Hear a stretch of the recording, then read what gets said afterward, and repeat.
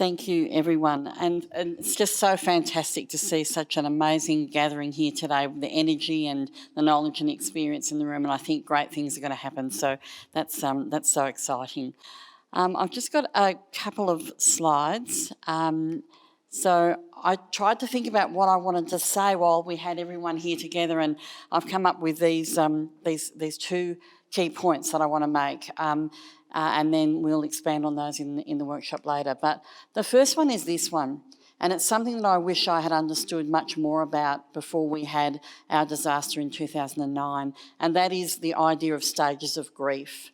And I think we understand that when people go through a life-changing event in their personal circumstances, there's going to be some stuff they're going to need to work through before they're okay with what's happened and they're ready for the next part of their life.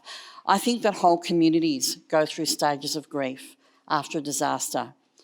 And that's really challenging because as recovery practitioners, we'll be doing the work of our lives and people will be yelling at us. What's that about?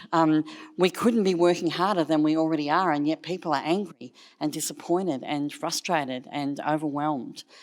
And so this is about us recognising what we're seeing and actually responding to that in a way that is useful and practical, not getting defensive, but actually accepting that people are experiencing those stages of grief. And every time we say, don't be angry, we're actually stalling their recovery.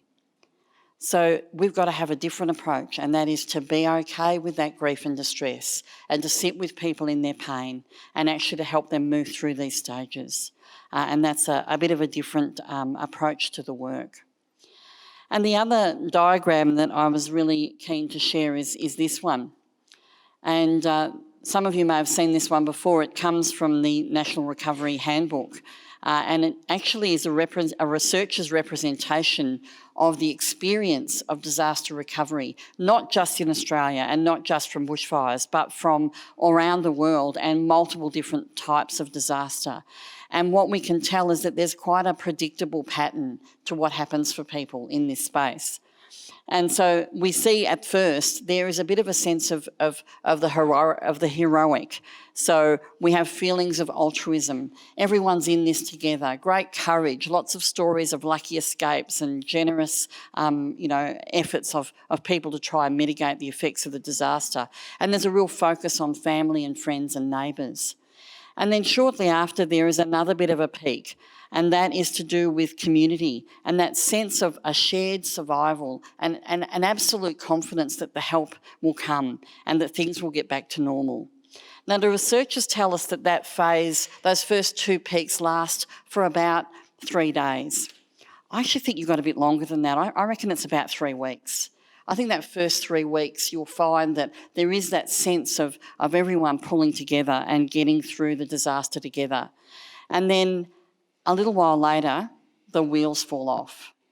And suddenly the whole true enormity of what has happened for people becomes apparent. And people start to then go into what can be a very deep trough of distress, of frustration, of anger, of grief, of exhaustion, as they try and reclaim control over their lives.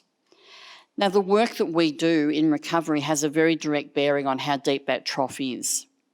If we do the work well, then people will be supported and their journey will be made much easier by that. If we do the work badly, recovery becomes the second disaster, and people end up having to recover from the recovery rather than from the disaster itself. So there's lots that we are all contributing to and doing in this space to try and make sure that it's the former and not the latter. In the workshop this afternoon, I want to talk a little bit about this concept of one of the principles of disaster recovery in Australia, and that is using community-led approaches. Now, that's easy to say.